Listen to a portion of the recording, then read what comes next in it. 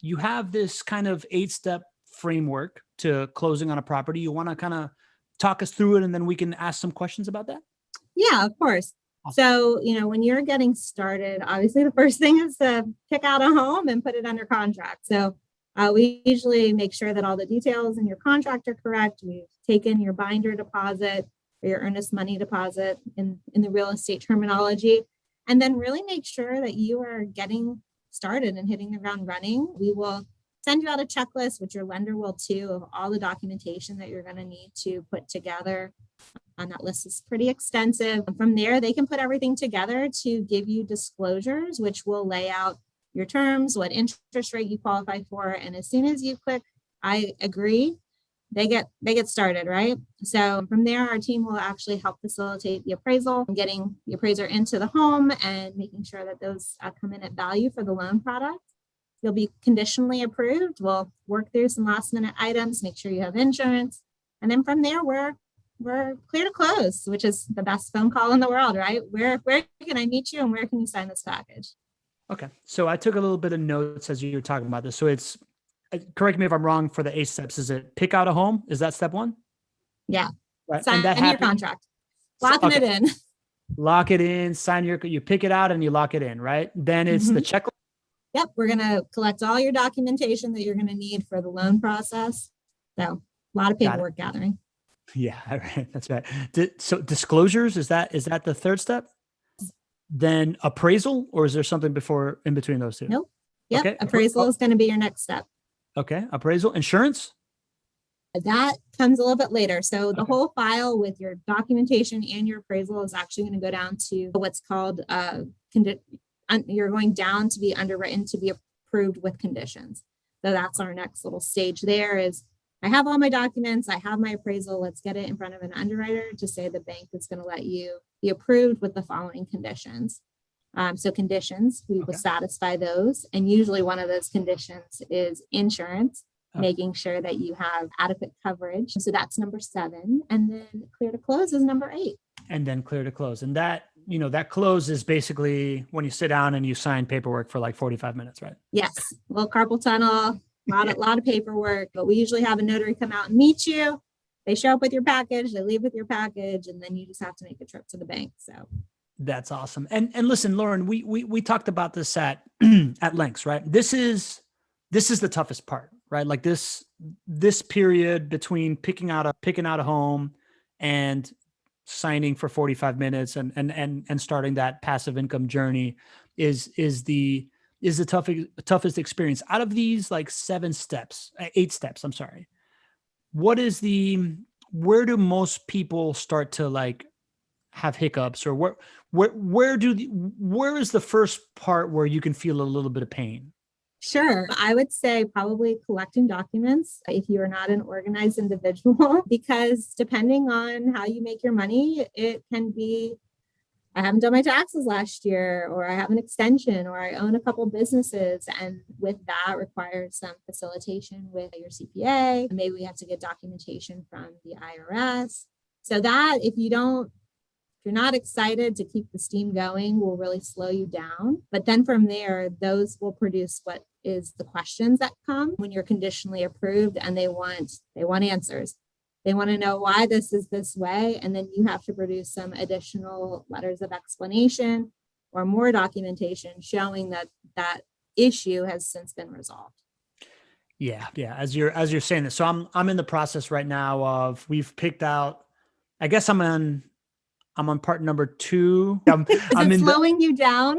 Yeah. I'm in the checklist process, and literally right before this call with my wife, we were just putting together our tax returns and we're asking for a couple of things from the first property that we closed on a couple of months ago. So I'm very familiar with the pain of this collecting document. I'm an entrepreneur. She's W-2, so it's a little bit more. It's the first house that we did it together, right? So like it was both of our paperwork, but then we learned that we can have separate we can each get up to 10 properties on our own credit.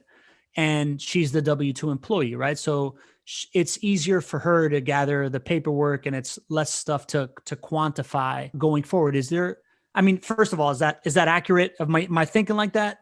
That is are there any 100% other? accurate. Yeah. That if you're a W-2 employee, it makes what bankers would say maybe more of a cookie cutter file, because you're going to have this from your employer, this from your employer. You can download your PDFs and here it is, right? Whereas in your situation, you have to say, well, show me how you pay yourself. What's your payroll look like? And then to source all that, and then they want to look at your financials, it can get a little cumbersome for someone who is just looking to get like a certain type of loan amount, when reality is the power of financing, but the pain point is that like, I could probably just do this on my own. So yeah, W-2 employees are easier to get financing in the perspective of the end user and what work you're willing to put into it, because those are readily available usually from your employer at your fingertips. Got it. Anything else from approaching that checklist part that people should be prepared for? Anything else that they can be looking out for that might slow them down? Yeah. So I think usually when we're talking to new clients on the front end, we usually send them over to a lender to pre-qualify them. Lenders are usually looking for a certain type of credit score. Usually 620 is the minimum requirement that they're looking for. They're going to be looking at your debt to income. So they want just less than 50%. Would be anything less than 50% is ideal, to just say that you pre-qualify for this loan. Now, contingencies based off of that, say your credit score is 740, right? Then that means that will translate into what type of interest rate you'll receive. If you're close on your debt to income, some lenders can say, well, I can use your future lease to help offset that. And so I would say how you make your money and proof of it, as well as your credit and your DTI, are going to be the biggest things that a lender is looking for on the front end to make sure that you can actually obtain the loan. Okay. How you make your money, credit, and debt to income ratio is like the first three things that you want to think about. That's good. Mm-hmm. That's classic right there. All right. Anything else?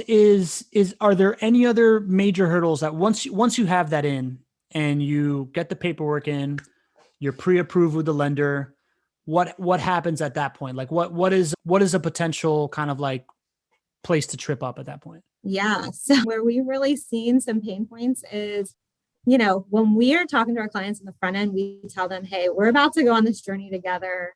I'm going to be your partner for the next, 60 days or whatnot.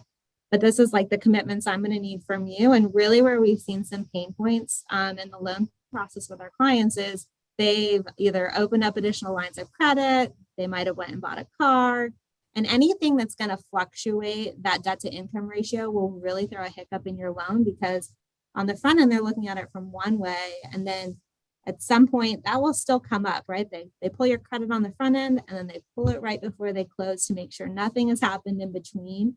And a lot of times clients that are doing that, as well as then maybe buying other homes, right? We all have these big goals. I'm like, I'm going to buy one here and then here, but you don't disclose to the lender that you have multiple transactions happening at the same time.